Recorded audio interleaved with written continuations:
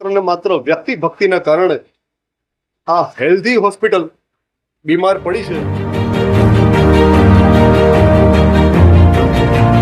આજે 1 જાન્યુઆરી 2026ના રોજ અમે બોડેલી આમ આદમી પાર્ટી તરફથી માનનીય એસડીએમ સાહેબને એક આવેદનપત્ર આપ્યું.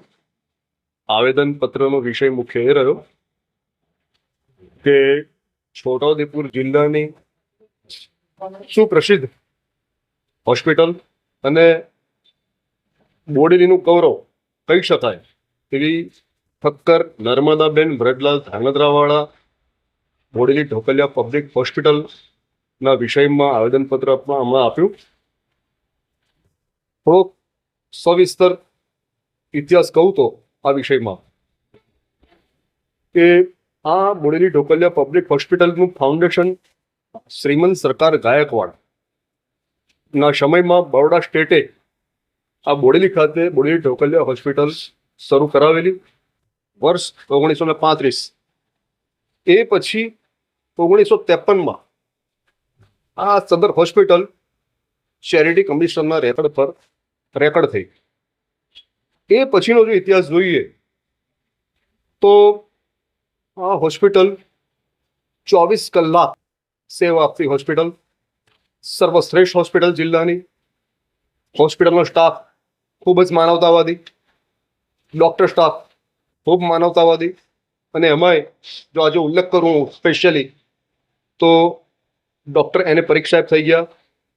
સ્વર્ગીય ડૉક્ટર એને પરીખ સાહેબની પણ સેવાઓ લાજવાબ હતી.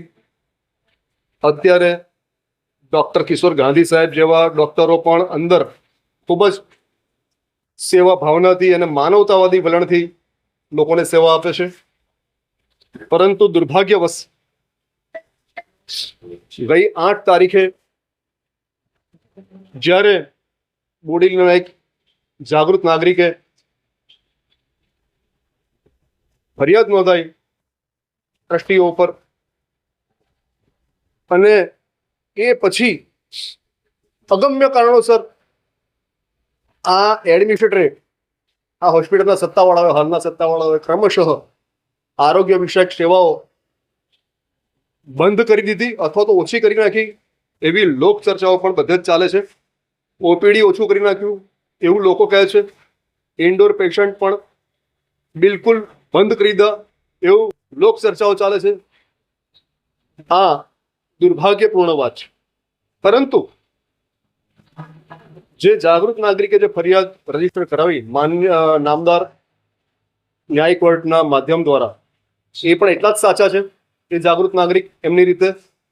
પરંતુ કંઈક હું એવું માનું છું અંગત રીતે કે અત્યારે જે હોસ્પિટલનું જે કામકાજ જે ઓછું કરવામાં આવ્યું છે એ જાણી બુજીને ઓછું કરવામાં આવ્યું છે. અમારું અંગત રીતે એવું માનવું છે. જ્યારે એક જાગૃત નાગરિક ફરિયાદ રજીસ્ટર કરાવતો હોય અહીંયા ટ્રસ્ટીઓ સામે, એ આખો વિષય જુદો છે.